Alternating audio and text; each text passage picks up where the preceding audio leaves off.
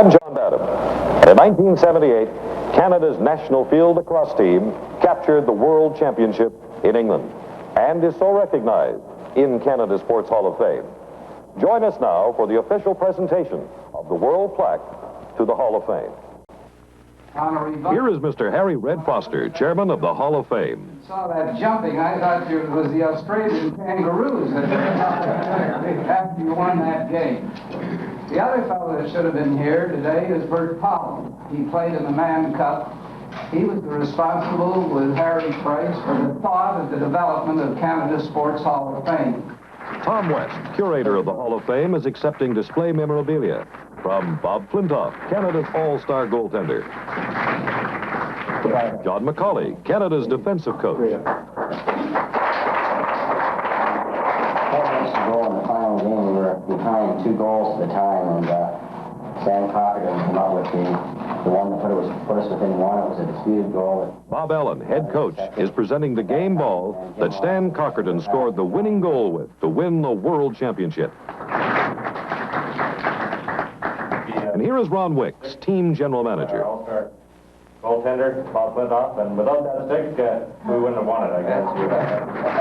Finally, the national field team chairman, Mr. Marshall Spence, presenting the coveted World Plaque to Chairman Foster for display in the Hall of Fame. Let's now go to Stockport, England, to see the action that led up to this historical occasion.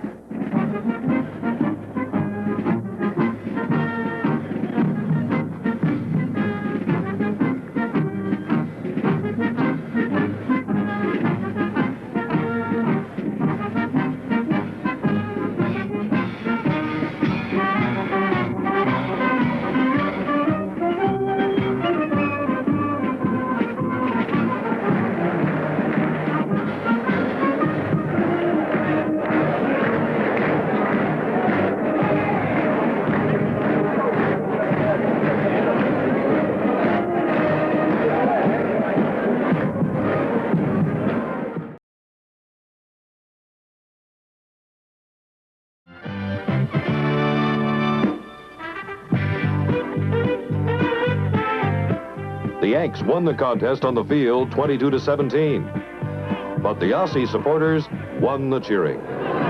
In Canada's opener, the traditional coin toss for ends was won by England, but the coin toss did not decide this game.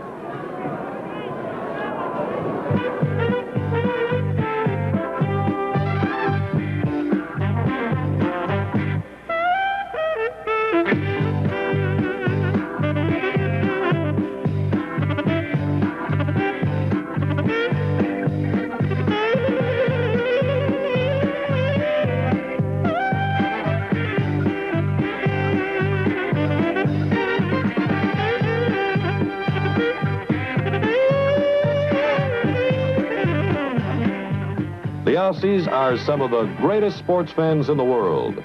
They cheer for everybody.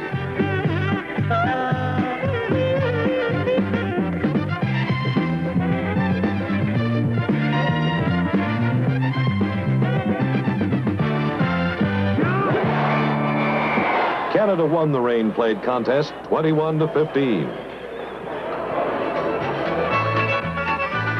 When the Canadians brought out the Stetson hats for presentation to the English side, the English supporters and announcer could not believe it. From here on, everybody wanted a Stetson, and English hat shops needed to find a quick supplier. The Canadian flag flew proudly opening day. In round number 2, the Canadians drew the highly favored United States side. Both Canada and the United States won opening day, but Australia and England were still very much in contention. Again, the Canadians lost the coin toss. But unlike opening day, they were not to win the game.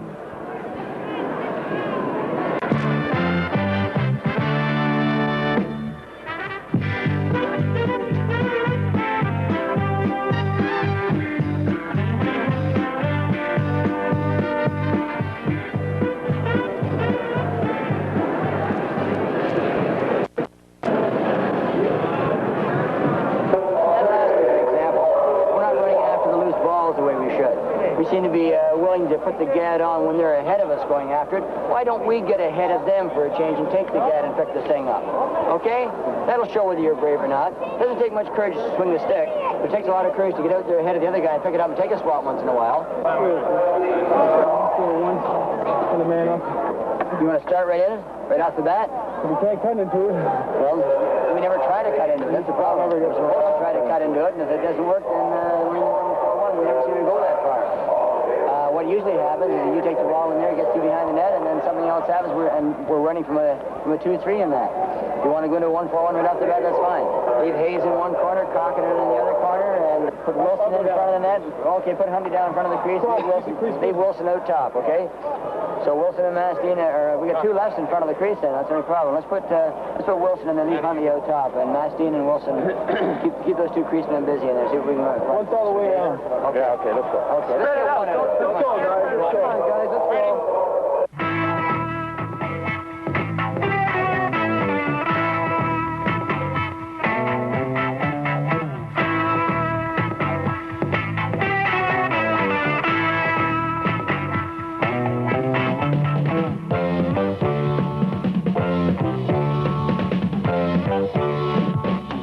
Before this championship is over. The Stetsons were presented a second time, but on this occasion, the Canadians were down. They had not only been beaten, they had been embarrassed.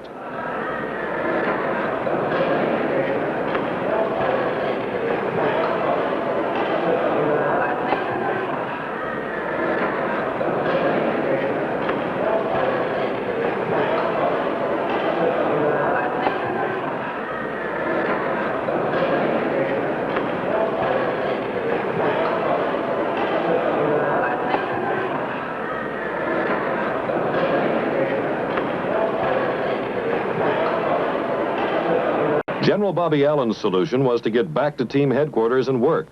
He nor the best players in Canada came to lose. After all, Marshall Spence and Company did not recruit one of Canada's best coaches because it was going to be easy.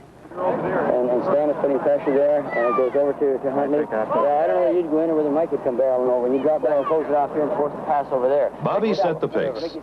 The players responded with increased concentration and effort.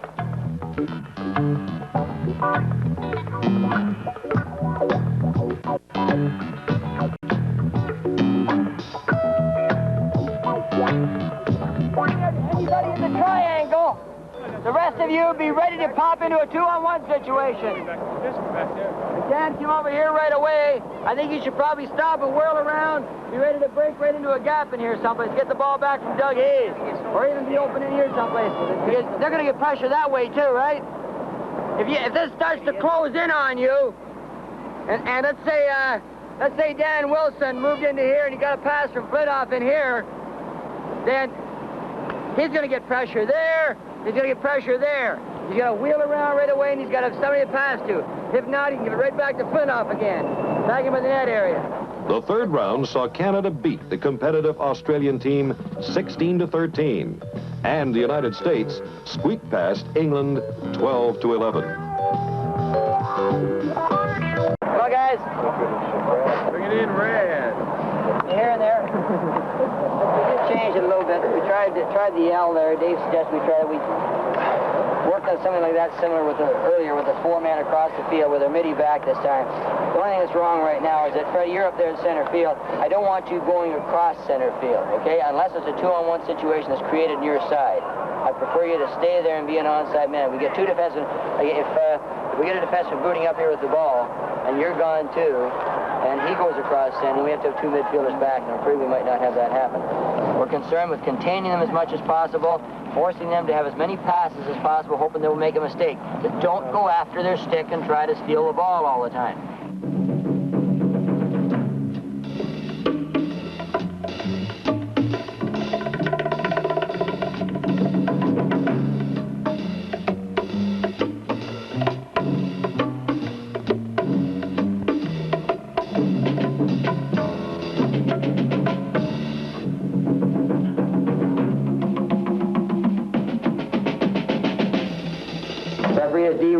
Umpires B. Chadwick, chief bench official, Team Ather.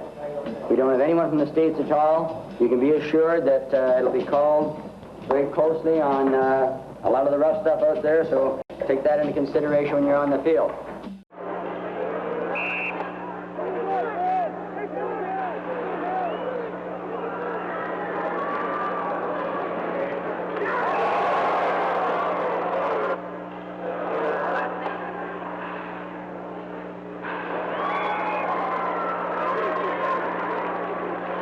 The Americans came out bang, bang, bang to take a 3-0 lead, but the Canadians came back to score the next 8. The gut determination of the Canadian players was very visible.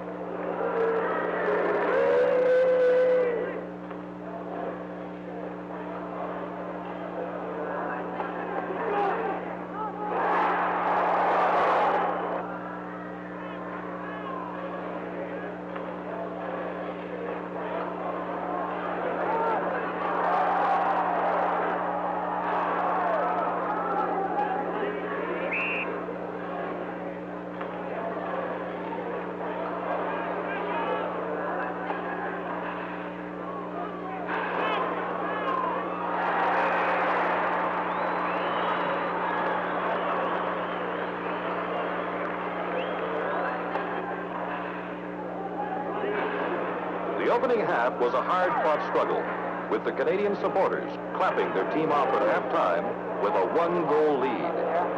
Take it down too far, so you're down, the ball's gone.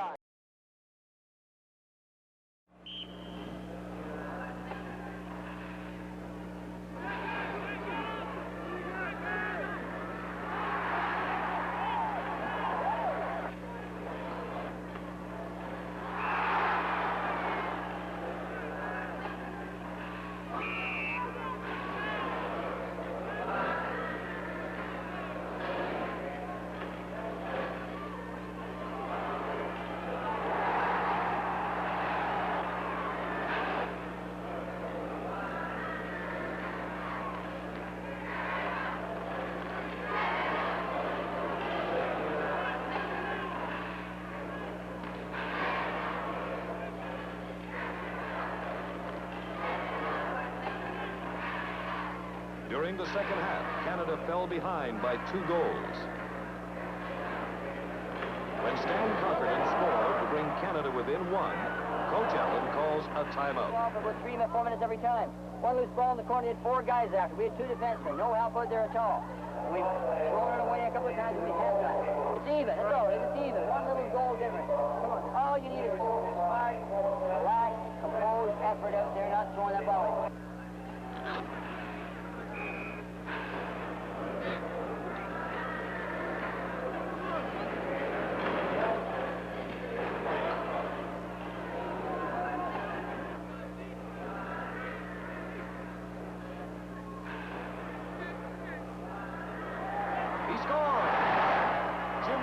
Number 16 has just scored the tying goal to force the game into overtime.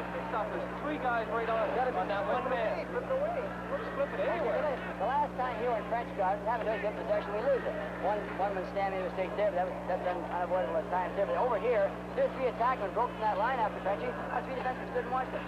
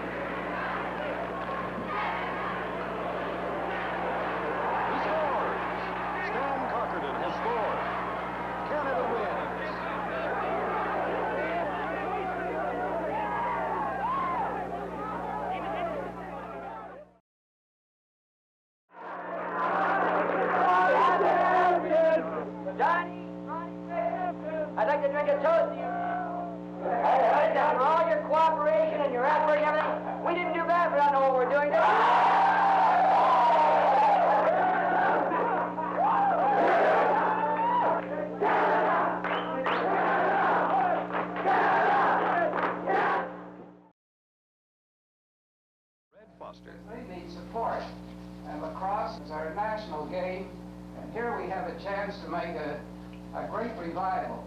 And I can assure you all that you'll get every support you can from the Canada Sports Hall of Fame, which is a national shrine in Canada for sport. And so when Canadians visit here at the Sports Hall of Fame, they can be justly proud of this display and the story it tells. This film was produced by the Ontario Lacrosse Association with the assistance of the Ministry of Culture and Recreation, Sport and Fitness Division. For more information on lacrosse, contact your provincial association or the Canadian Lacrosse Association.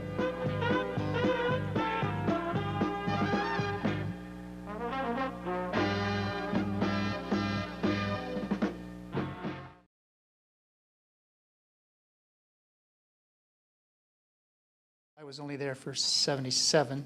I was on the books to play in 78, but that was the year of the World Championship field lacrosse in Manchester, and I was just coming out of North Carolina State. I had a year of Division I under my belt, and I thought I was a pretty big part of that midfield group that was on that team. And so I decided that I probably couldn't play that season. As there was 4 of us from the West that were on that team. There was Doug Hayes, myself, Dave Durrani, Pat Differ, and we would be doing the red eye every weekend back to the East Coast, where we'd jump on a bus with the rest of the team and go down and play in Syracuse and against Navy or whoever. And so it was a huge commitment, and I had sort of committed myself that that's where I wanted to be, because I knew it was a really great opportunity, because I just.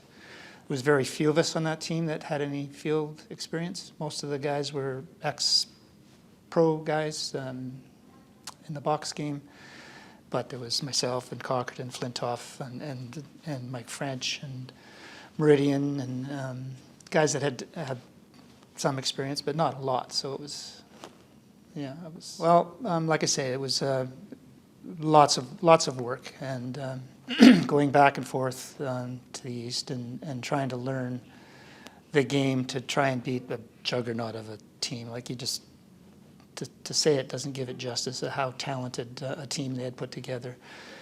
I think they had 80 to 100 guys, not just present players, but old All-Americans that were maybe 2 or 3 years out of college or whatever.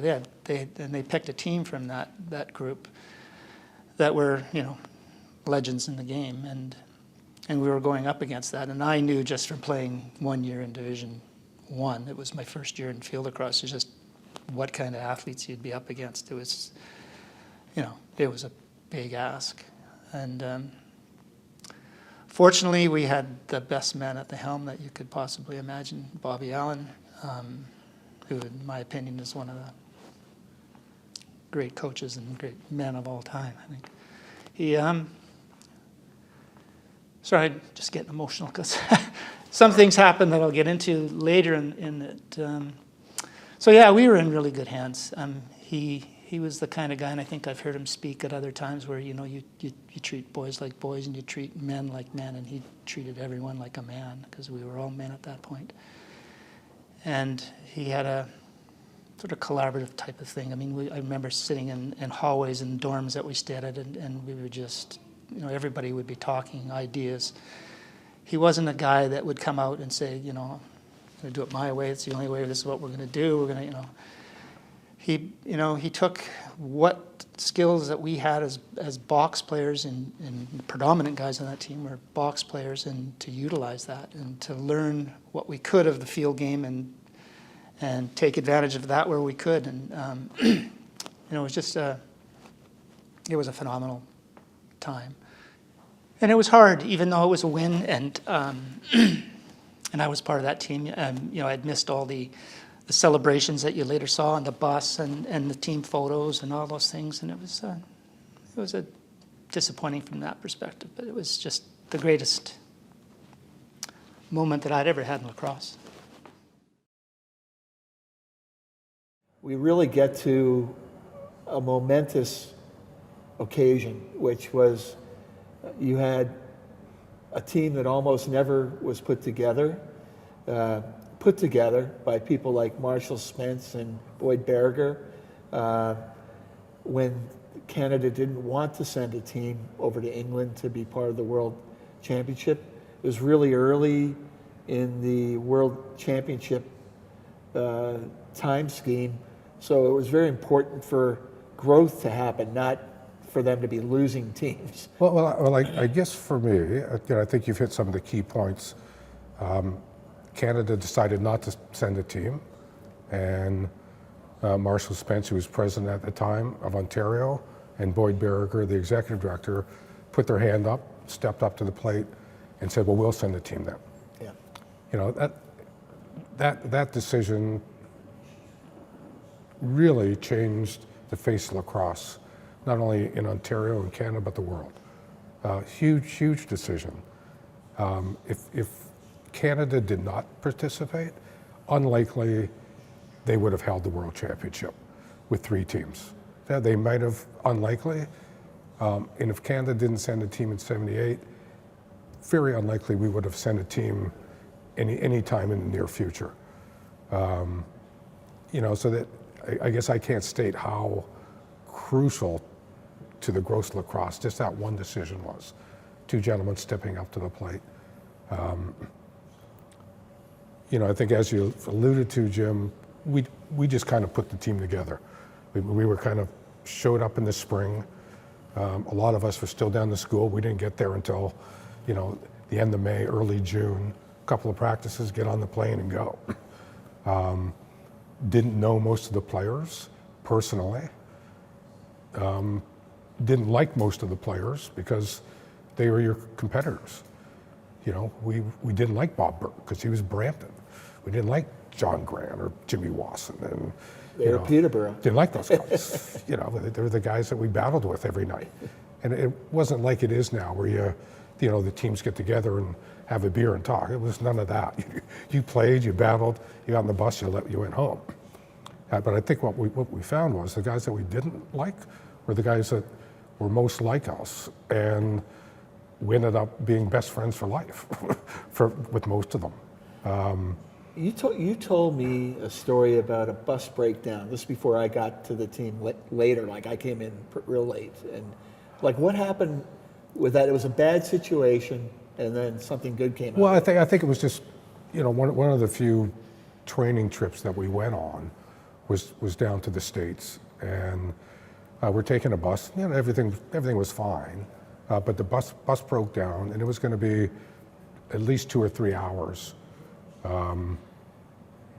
before it was fixed. And there just happened to be a restaurant bar a mile down the road, so we just trucked off, went down to the bar, had some beers, as we did back then, and that's really one of the places where we really got to meet people. You know, it was just a very casual place. Everybody's a little bit looser than normal. And, you know, I think that was the first part of us coming together as a real team. And, you know, how many times we had meetings with Bob saying, what do you guys think? What should we be doing? And he kept things simple. He knew that most of the team didn't know field. So I don't know, my recollection is, you know, I think we used the NC State ride. We used like the Hobart Clear. We used 2 or 3 Cornell man-ups. And it was very simple. And his philosophy was, keep it simple. If this is what we're going to do, let's just do it better than anybody else. And he didn't try to overwhelm the non-field players with a whole bunch of stuff. He just kept driving in, this is what we're going to do. And he was great at that, and I think he was great at instilling confidence in us. I just think that's the kind of person he was. And I think back at the rest of the coaching staff, you know, what comes to mind is Gus McCauley. Gus, Brampton guy, great lacrosse player, you know, went on to be an excellent NHL coach. Gus didn't know anything about field at all. And he ended up being in charge of our defense. Yes. And our goaltenders. And I don't know if you remember, Jim, but we'd be down one end of the field doing one-on-ones and ground ball drills, and we're getting hacked and whacked. And you look down the other end, and Gus has got them throwing 100-yard passes back and forth. We're doing little scoop drills into the goalie, and they'd just be down there waving and laughing at us. and Gus just brought such a, not only a professionalism because of his background, but he was just such a funny human being, and he was just great in the dressing room, great with people. Sort of look inward with our coaching and so on, and we develop a fairly unique style of the game that other teams soon followed. We had some very innovative coaches like Bobby Allan here who brought things to the game from basketball that people never thought of. And it grew that way. So we got a unique style of the way we played, much like some countries have a unique style with their soccer or with their hockey. We have an identifiable way we play lacrosse, I think, and that's unique to the game.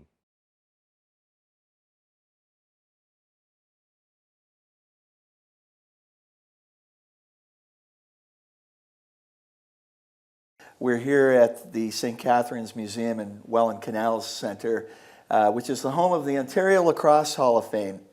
And it's the Canadian Lacrosse Foundation's pleasure to bring this event to the lacrosse world and share the history of the game. I'm really pleased to introduce this next guest for Lacrosse Talks. If there's anyone who epitomizes a lacrosse life well lived, it's this gentleman. He was a star when he played the game. He was a force when he coached the game, and he was amazing as a builder of the game, and still is. And I'm referring to, of course, Bobby Allan. And Bobby and I go back a number of years through Team Canada involvement, and it's just a pleasure to have you here today, Bobby. Thanks, Jim. The structure was going up, and I made an inquiry about what's this, and one of the kids knew it was going to be a lacrosse bowl, and it was pretty elaborate. When it's finished, they seated over 3,000 people in the stands, and anyway, I learned that there was going to be a senior B lacrosse team playing there, and that bowl was finally named Miller Bowl. And then when Miller Bowl was finished, it opened in 47 with the Senior B season. Team from St. Catharines. St. Catharines won the Mann Cup in 46, and they were part of the opening ceremonies. And I remember specifically them introducing and spending a little bit of time on the introduction of Jerry Fitzgerald, who came from St. Catharines, and was only about 17 or 18 at the time, and I remember them talking about him. And ironically, he wound up in Peterborough playing for the Peterborough team and was one of my coaches. But that's pretty well how I was introduced to the game. As I said, it was about 2.5 blocks from my home, and it became my playground. When I was 12 years old. So from the time I was 12, 13, 14, 15, until I had to go to work full-time when I was 16 in the summer, I was there morning, noon, and night. And I beat the hell out of the boards and everything else, and the fence in my backyard, and with a stick that my sister had bought for me for $2. I had heard that Gordie Howe could shoot both ways in hockey, so I actually learned how to shoot both ways in hockey too, that way. And the thing about it was that I'm a shot left in hockey, but I'm right-handed. So to switch hands, it was a piece of cake. That's my dominant hand over here. So I would just take it across and then put my hand on it. The only hard part switching hands is catching. It's hard to catch on your wrong hand. And so I would probably catch with one hand and then put the hand on here so it wouldn't destroy it, and then make the play from there. So to answer your question, yes, but I just considered it another weapon. And I also quoted, I'm always, as a coach too, I was always reading and quoting, and Bruce Lee, the old martial arts individual once said, one way is no way. In other words, if you've only got one way of doing something, you're going to lose. And so you need options. What was the game like in the late 40s, Bob? It was different for sure, right? Much rougher. First of all, there was the seventh player. The rover was out there, which added to the clutter. And I weighed about, when I started to play senior, it was in '54, I think I weighed about 140 pounds, something like that. And you needed some space, but so there wasn't much space. It was very slow. It was invented, as Don Fisher has said, by the hockey crowd. And so you almost had your up front guys, and you had your two defenders who stayed back, and it was very similar to the hockey that way. I was always drawn to the guys who could move around and were fast, and they had some good stick skills, but there were no helmets, no masks, inferior equipment, wooden stick.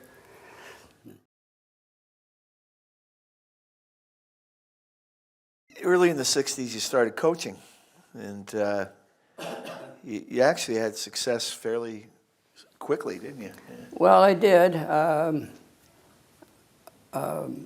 I was a phys ed teacher, though. I had had a lot of experience coaching.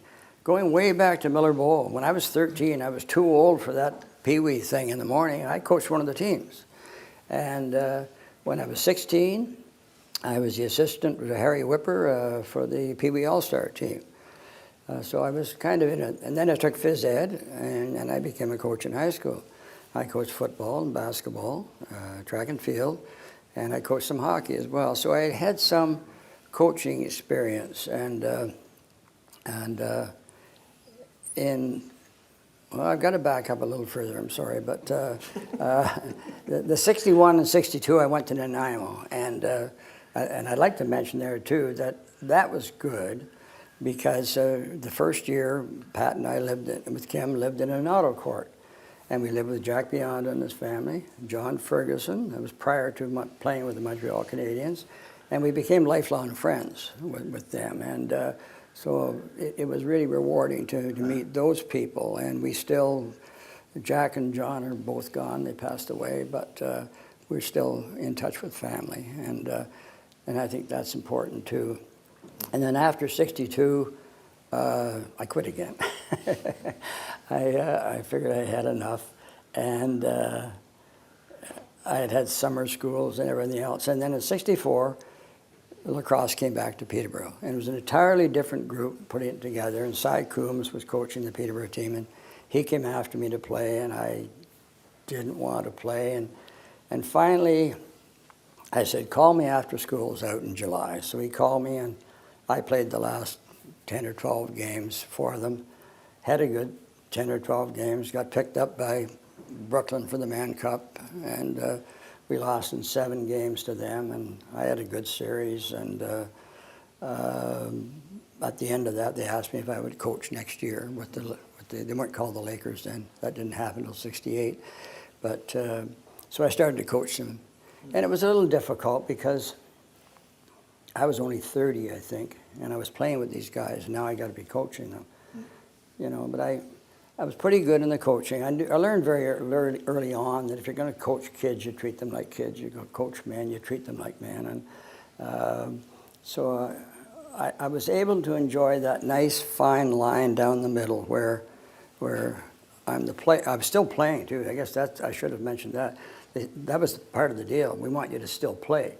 So I played, and you have to walk that line where I'm a player, I'm a coach, and it's nice, and I'm friends with all of them too. So it was a little tough that way, but I didn't play nearly as well, and I didn't play very much either. I couldn't play for me. I was a ball control freak as a coach. I hated turnovers. As a player, I was freewheeler. Funny how different hat. We would have had talks. And you're torn. Yeah. And I learned early on how to deal with them too. You know, it was good. Maybe it was because from my high school coaching, it might have helped, but Yeah, 2 years later we won the Man Cup. That fall, John Ferguson phoned me from Montreal and he said, Bob, there's going to be a pro league next year. And he said, I'm part of the Montreal team. Can I have the first right of refusal to have you coach? And so we negotiated quite a bit back and forth. And the only way I could do it, I was vice principal at the time of a 1,500 people school, 90 teachers to look after too. And only way I can do it is to do a lot of have the training camp in Peterborough and then as much as possible parachute the team in for games. And so that's the way we were prepared to do it. And then Jack Beyond was GM of Philadelphia, and he had come after me to go to Philly as well. And anyway, Fergie called me one time and said, Bob, we can't do it with you in Peterborough. He said the French Canadians newspapers after me. He said because they don't think that the guys from around here will stand a chance of making the team when you're basing everything in Peterborough. And so I said, fine, I understand. And I just called Jack, and I wound up coaching Philadelphia.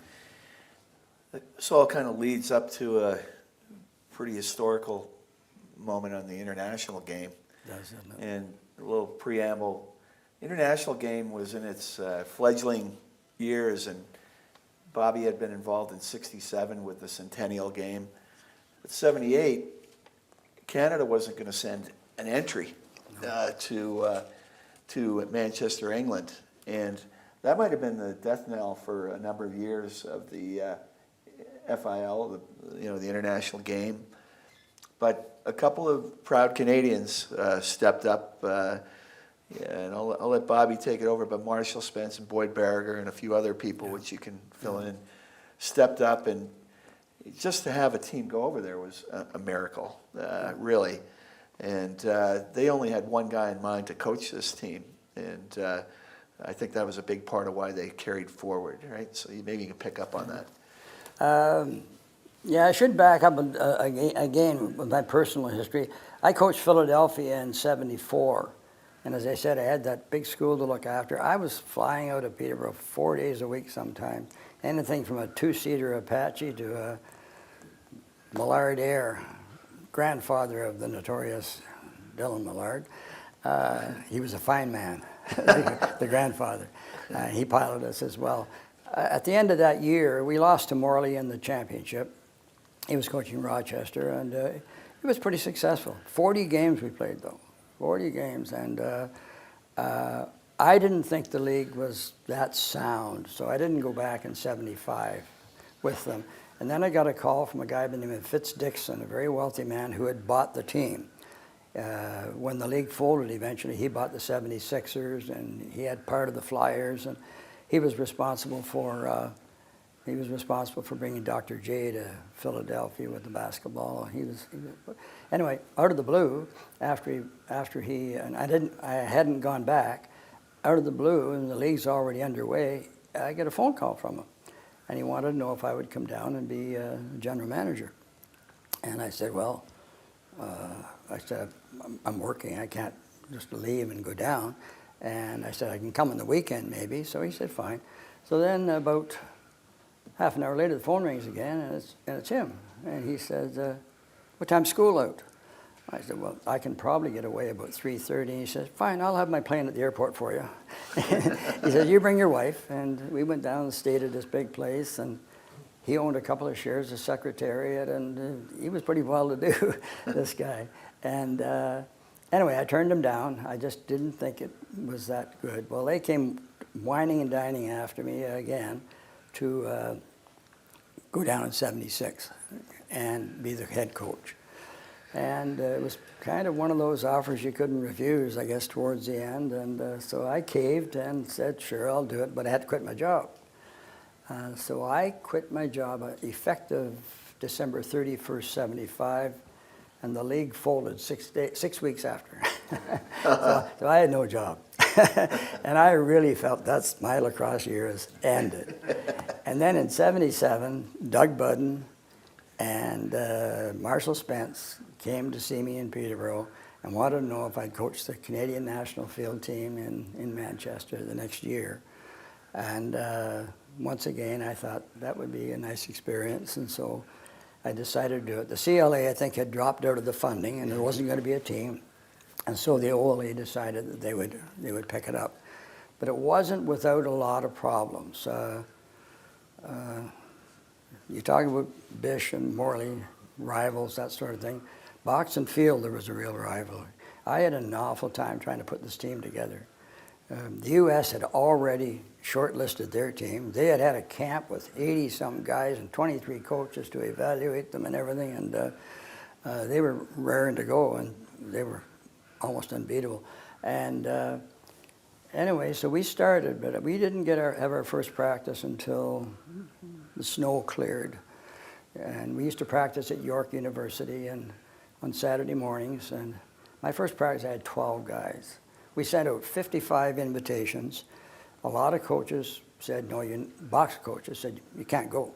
There was that conflict between box and field. It was bad.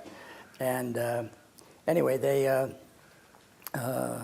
we just slowly added. We took some high school kids up to the field, and we tried to manage. We had about 5 guys down in the States going to school down there, which helped. And then I got a letter from this guy.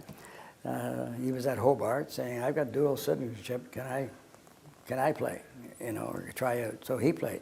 And we put it together and went to England, and we beat England first, and then we played the United States in the round robin, and we lost 28-4. Boy, people just say, well, that's just a number. But they were quite good. And anyway, we just kept regrouping all the time. And a nice, tight-knit group. I was working with Don Barry and Gus McCauley and Ron Wicks, and Boyd Berriger was the treasurer, and they treated us really, really well. And anyway, we regrouped, and we beat Australia, and then we went into the final game, and wouldn't you know it, we beat the U.S. team 17-16 in overtime. And just to go from 28-4 to 17-16, Yogi Berra was right, you know, it ain't over till it's over. And really, the guys believed in that, I think. And I just said, hey, they're just a bunch of guys with lacrosse sticks, and I think you're better, you know. And we got off to a good start, and it really was a fairy tale. We had our 40-year reunion last June. There are 22 living players, 19 showed up. Yeah. And some of them came from afar. I can say that game really did change the future of the international game forever. And also even the Pro League, because now you had a rivalry between the U.S. and Canada that couldn't be manufactured. It existed. Yeah. And promoters used that to help test the box game in different cities. That Canada-U.S. rivalry and the modern leagues came out of that. If Canada hadn't gone that year, everything could have been set back 15, 20 years. Yeah. You know, we wouldn't be where we are today with Olympic possibilities coming up quickly and 60 countries playing the game. It really did change things. The spin-offs were great. Really, really great, the spin-offs. And the number of kids that we have at school down in the States now, men and women, our junior lacrosse team suffers because of it in Peterborough. Because we had 12 kids on scholarship. When I was playing junior, I was the only guy going to school. Yeah. You know, and things have changed so much. But the junior schedule was almost over before all 12 kids were back from school. So it's really hurt us that way. But these kids are getting an education and having most of it paid for and doing really, really well. And I know you were talking earlier about Gary and Paul Gate. Gary and Paul Gate tried out for us. I stuck with them from 78, 82, 86. And they tried out for the 86 team. And I believe they were only about 18 years old at the time. And they didn't make the team. In hindsight, maybe I should have had them as 18-year-olds. I don't know.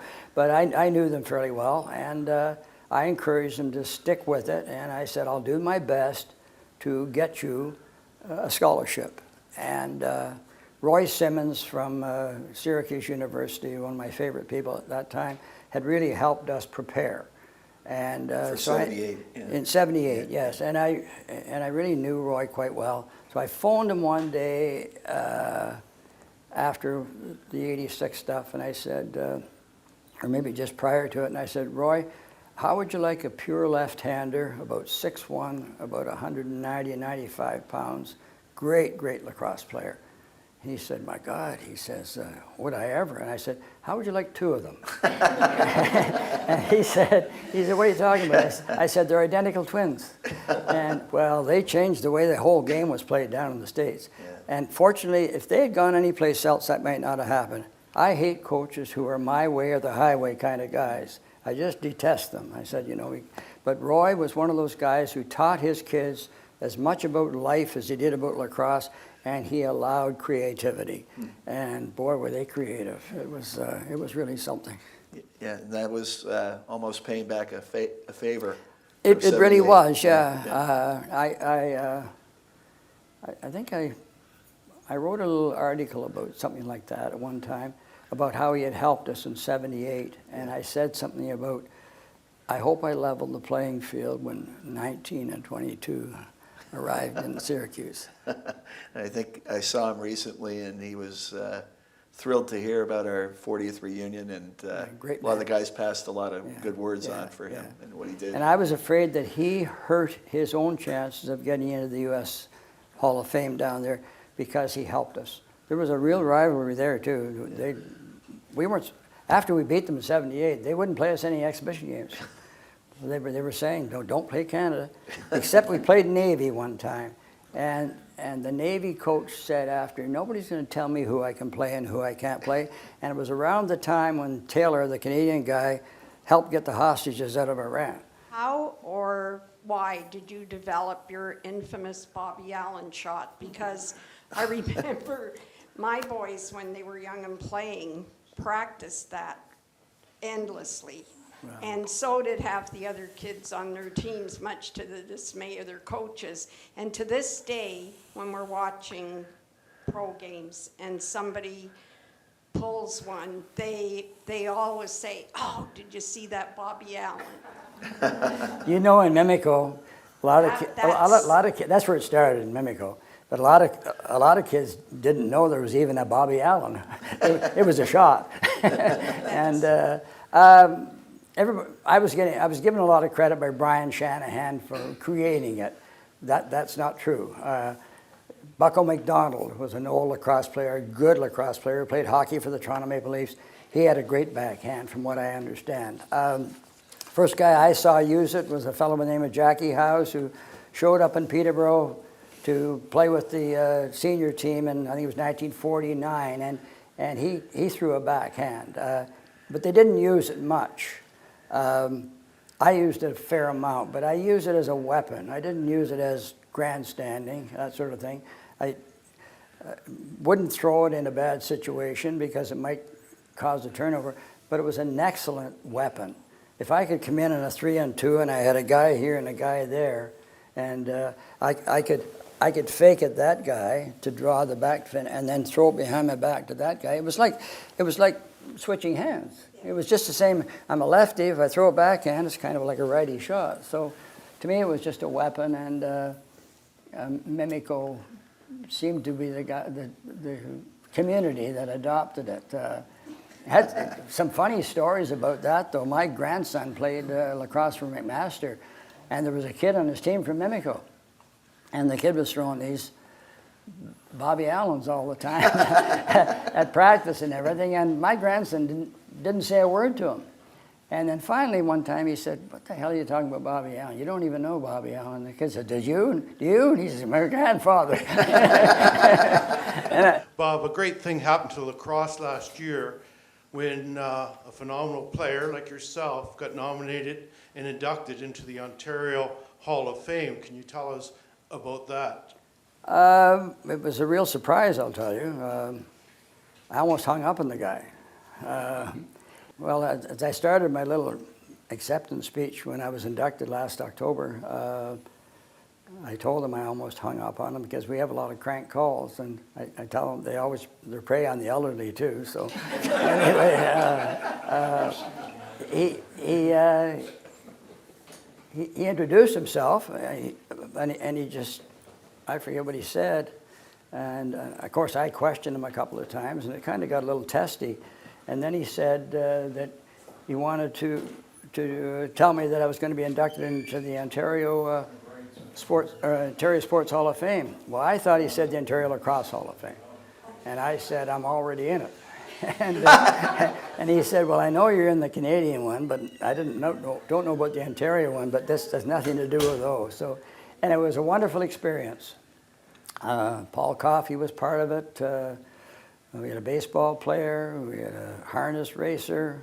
I met Sandy Hawley that night too. It was really a wonderful experience. And things you don't really know about these players either. When Pat and I walked into the reception early, Paul Coffey was standing over the side, and I thought, well, I better go over and say hello and just introduce myself since we're both going to be inductees. And I got about from here to Mr. Boyer over there from him, and he goes behind his back. So that broke the ice. And anyway, it turned out he had played lacrosse. And he said, I hated going to Peterborough. I hated playing against those Evans kids. and so he knew all about it. At the end of the evening, Sandy Hawley was standing over at the side, and one of my daughters was talking to him. And so I went over to say hello. Same thing, I got partway there, and he goes behind his back. And so we started to chat, and he had tried to play lacrosse in Oshawa as a kid.